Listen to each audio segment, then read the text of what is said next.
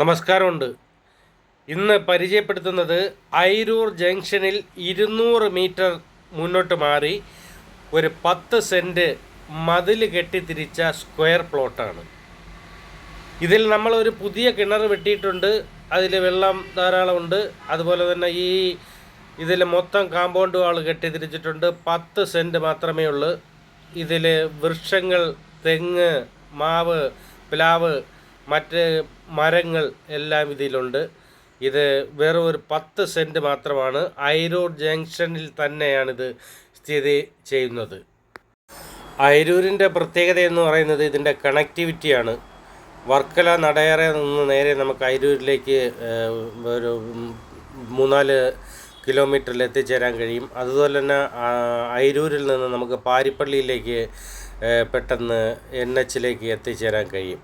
അപ്പോൾ എന്തുകൊണ്ടും നല്ല കണക്ടിവിറ്റി ഉള്ളതാണ്. അതുപോലെ തന്നെ 10 സെൻറ്റ് സ്ക്വയർ പ്ലോട്ടാണ്. കിണർ നമ്മൾ കുഴിച്ചു കഴിഞ്ഞു.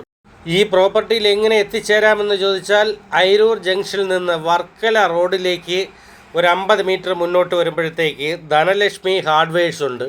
ഈ ധനലക്ഷ്മി ഹാർഡ്വെയർസിൻ്റെ സൈഡിലൂടെ ഒരു പോക്കറ്റ് റോഡ് മുന്നോട്ട് പോകുന്നുണ്ട്. ആ പോക്കറ്റ് റോഡിലൂടെ 100 മീറ്റർ മുന്നോട്ട് പോയി കഴിഞ്ഞാൽ നമ്മുടെ നിർദ്ദിഷ്ട 10 സെൻറ്റിലേക്ക് നമുക്ക് എത്തിച്ചേരാൻ കഴിയുന്നതാണ്.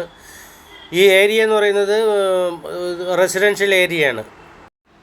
വർക്കല നിന്ന് വരുമ്പോൾ നടയറ കഴിഞ്ഞ് മുന്നോട്ട് വരുമ്പോഴത്തേക്ക് അയിരൂർ എത്തുന്നതിന് മുമ്പ് നയാരയുടെ ഒരു പെട്രോൾ പമ്പുണ്ട്. ഈ പെട്രോൾ പമ്പ് ഒരു 100 മീറ്റർ പിന്നിടുമ്പോഴത്തേക്കാണ് നമ്മുടെ ഈ പ്രോപ്പർട്ടിയിൽ എത്തിച്ചേരുന്നത്. ഈ റോഡ് പ്രോപ്പർട്ടിയിൽ നിന്ന് ധനലക്ഷ്മി ഹാർഡ്വെയർസിലേക്ക് പോകുന്നതാണ്. അപ്പോൾ ഈ പ്രോപ്പർട്ടിയുടെ പരിസര പ്രദേശങ്ങളാണ് നമ്മൾ ഈ കണ്ടുകൊണ്ടിരിക്കുന്നത്. അപ്പോൾ ഇത് 10 സെൻറ്റാണ്. അപ്പോൾ ഇതിൽ താല്പര്യമുള്ളവർ ഇതിൽ കാണുന്ന നമ്പറിൽ വിളിക്കുക. നമുക്ക് ഒരു റീസണബിൾ പ്രൈസിന് ഈ പ്രോപ്പർട്ടി നെഗോഷിയേറ്റ് ചെയ്ത് എടുക്കാം. Thank you for watching.